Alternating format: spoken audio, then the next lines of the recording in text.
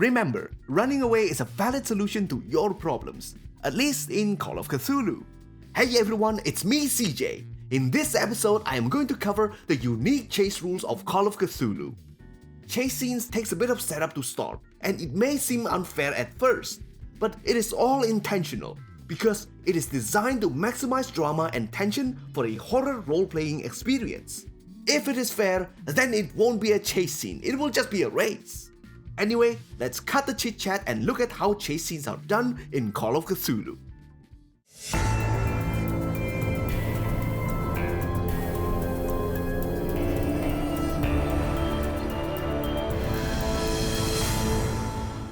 To put the chase rules into context, let's go back to the story.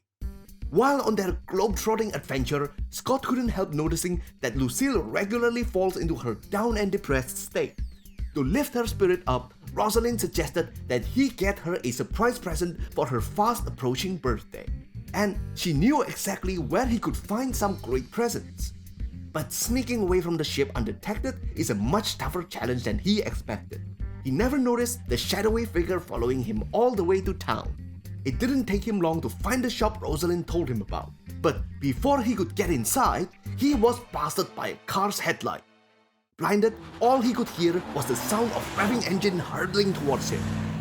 Lucille saves Scott in the nick of time, but they are not out of danger yet, because the mobsters in the car survived the crash, and they are after our two investigators. Chase scenes take a bit of setup. It is like prepping a board game. You have to go through 4 steps. The rulebook has its own 5-step summary, but I think my method is slightly easier to remember. To help me set up, I usually use paper pieces to keep track of the character's location and movement actions.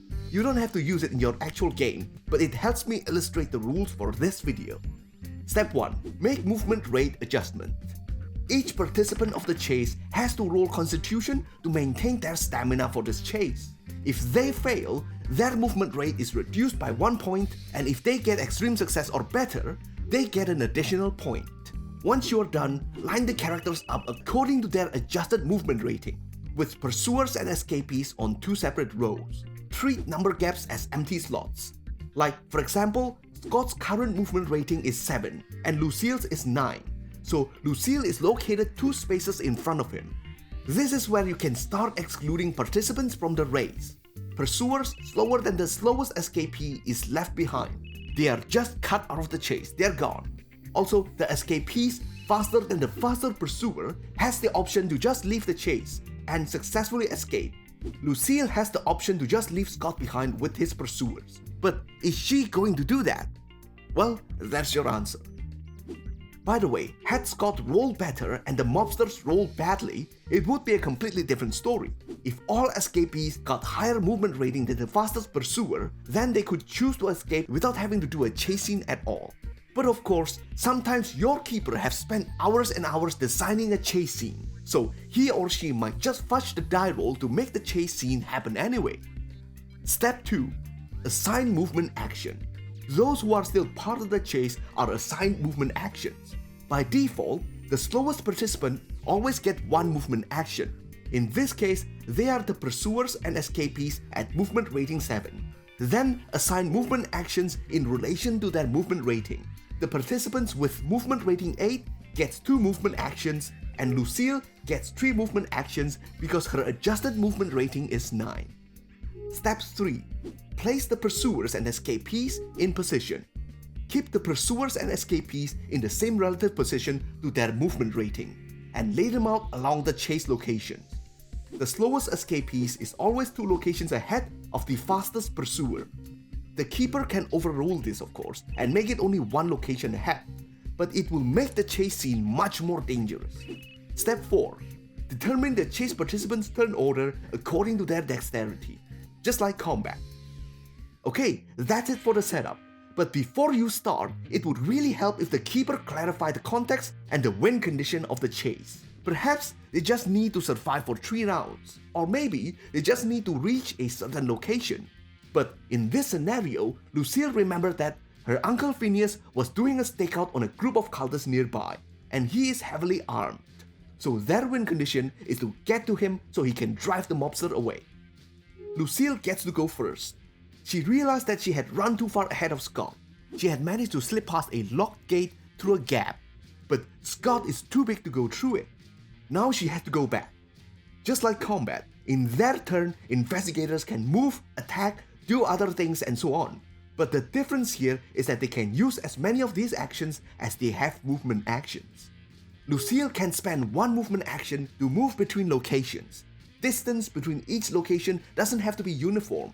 It could be a long alleyway, an abandoned house they're cutting that path across, or other dramatic set pieces. And between each location, there might be hazards or barriers, which they have to overcome to move to the next location. Lucille used another movement action to try to unlock the gate. Success, her locksmithing skill saves the day. She has one more action, so she's going to create her own obstacle by preparing to throw a rake on the path once Scott made his way through. On Scott's turn, he ran past the unlocked gate. Since he only has one movement action, moving between locations is all he can do. Because of the rules, in most chases, there is usually one slow escapee who is going to have the hardest time. Scott is just unlucky enough to be it. The mobsters closes in. One of them shoots at Scott from the back. But since Scott is a moving target, and in narrative term, he might be out of the gun's base range, the chance of successfully shooting someone in the chase is usually pretty minimal. If the shooter is also moving, another penalty die would be added to the shot. Lucille returns to her original position and realizes that the traffic ahead is too dangerously busy to cross. She doesn't know what to do now, so I allowed her to make an idea roll, which she succeeded. Scott moved out a location to join a smugly smiling Lucille. The fastest mobster successfully jumped over the rake and have caught up with the two of them, but he is out of action, so he can't do anything else. Back on Lucille's turn, she said, "When all else fails, you can rely on celebrity power." She called out to the street and identified herself as the celebrity heiress Lucille Hahn. She rolled an extreme success on her credit rating and stopped all traffic by her sheer star power. She then safely made her way to her Uncle Phineas's car with Scott following closely behind. Since she rolled so well, the mobster crossing the street was hit by a distracted driver in a car. Vehicular collision damage is calculated like this. You deal 1d10 of damage for each build point the vehicle has. Since standard cars has 5 build points, he takes 5d10 of damage. The car also takes some rebound damage, but we will go through that later. The rest of the mobsters vows revenge as they retreated. But Lucille and Scott were far from safe, as they had incurred the wrath of Phineas. Lucille had utterly ruined his stakeout by boldly announcing her presence outside a cultist's secret hideout.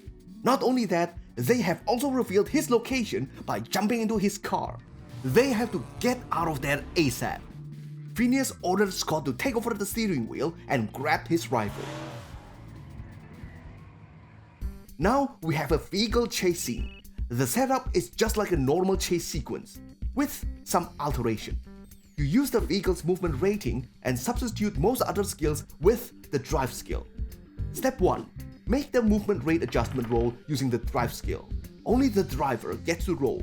Failure reduces it by 1 and extreme success or better increases it by 1. Pursuers with lower movement rating than the escapees get left behind, and if the escapee is lucky enough to be faster than all the pursuers, then it escapes without the need of a chase scene. Step 2. Movement action is calculated the same way according to their relative movement rating. Step 3. Place them in position. The slowest escapee always starts with 2 spaces ahead of the fastest pursuer unless vetoed by the keeper. Step 4. Assign turn order according to dexterity. Yep, the passengers also get to act, but unlike the driver, they only get 1 action each. To end this chase, our investigators need to return to the port where they had laid out traps for potential pursuers. As a passenger, Lucille can attack with her gun or assist the driver Scott. She chose the latter, and by successfully rolling spot hidden or navigation, she can let Scott accelerate and roll against hazard with 1 less penalty die. The cultist at the back shoots at the investigator's car with a rifle. Since he is not moving, he doesn't receive any penalty die and his shot landed. However, vehicles don't have hit points. They have build points. For every 10 damage dealt, the vehicle build point is reduced by 1 point. and any remaining damage gets ignored. They dealt 16 damage to the car, so the build is reduced by 1 point. The other car driven by the cultist accelerates. By doing so, it can move up to 5 locations, but if they encounter any hazards, they would have to make their skill roll with penalty dice. 1 penalty die for 2 to 3 locations, and 2 penalty dice for 4 to 5 locations. But there aren't any hazards before them, so they safely approached the investigator's car and they proceeded to attack it. Attacking with a vehicle is just like attacking in combat, except that all the rolls are made with a drive skill. Scott can fight back or dodge using his own drive skill. He can even fight back with his fighting maneuver for some initial D mean. In fact, he will try that. He will push the cultist's car and cause a vehicular collision. But the problem here is that his car's build has been reduced by damage. So just like normal combat, applying fighting maneuvers on opponents with larger build is made with a penalty die. 2 penalty dice for 2 builds larger, and impossible for vehicles with 3 build points larger. Unsurprisingly, Scott failed and his car took 25 damage, which translates into 2 build points damage. When a vehicle rams another vehicle, it receives half of the damage it deals, rounded down, 12, so it translates into 1 build damage. Also, attacking vehicles cannot suffer more rebound damage than the amount of build the target has. By the way, you need to pay attention to the difference between collision and vehicle attack. A lot of people seem to be confusing the two. Causing a collision has the potential of delaying your opponent's vehicle, but may not deal too much damage. Vehicle attack does not delay your opponent's vehicle, but can cause massive damage if you are in a heavy vehicle. On Scott's turn, he decided to put the pedal to the metal and moves 3 locations ahead. He has to navigate through a slippery road, but due to Lucille's assistance earlier, he does it with 1 less penalty die and navigated through the hazard successfully. Phineas has his gun ready, but knowing that it is impossible to take out the car with 1 rifle shot, he decided to aim for the driver instead. Since the driver is a small target and his own car is moving, he has to make the shot with 2 penalty dice. He succeeded. The car provided the driver with some armor, but he still dealt enough damage to cause a major wound. The cultist succeeded his constitution roll and managed to stay conscious, but he still has to roll for hazard due to taking the wound. He failed the roll, so he lost control of the vehicle and suffers a collision. When a collision occurs, 3 things happen. First, the vehicle suffers build damage. The keeper will use the collision chart to judge the type of collision that occurred. I consider this to be a moderate incident, so I rolled a d6 for the build damage. Lucky for them, their vehicle only suffers minimal damage. The second thing that happens is that the driver and passengers also suffers damage. The damage they receive is the same dice size as their vehicle's damage. The third thing that happens is that the vehicle will suffer delay and lose 1d3 of movement action. Because they rolled a 2, they would be out of action on their next turn. Lucille continues to assist with her navigation. She spots a barrier blocking her way, a gate. Unfortunately, there is nothing she can do to help Scott. This is only a matter of pitting their vehicle's build versus the breakable barrier's hit points. The cultist at the back accelerates and tries to catch up, but due to them moving too fast, they accumulated too many penalty dice and failed their roll on the slippery road. Whenever a driver fails a hazard roll, the vehicle suffers a collision. I consider it to be a minor incident, but they are still delayed. Barriers will wreck a vehicle that failed to break through it. It practically means that the keeper gets to choose a more severe kind of collision on the chart. To break through it, you have to attack it with your vehicle and destroy it in 1 hit. But currently, Scott's car only has 2 build points left, which means that it can only deal 2d10 of damage and the gate currently has 10 hit points. So he has roughly 50-50 chance of succeeding.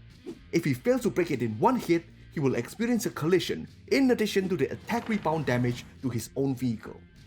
And what do you know? They succeeded. Once they reached their destination, they dropped their trap and secured the area. Good job, investigators. Looks like you're all safe for another episode. Sorry guys, looks like we have run out of time for this episode. But be sure to return for the next episode because we will be covering Spells and Grimoire. Remember that you can help the channel by subscribing using the affiliate links below and also by getting the series merchandise. CJ, over and out.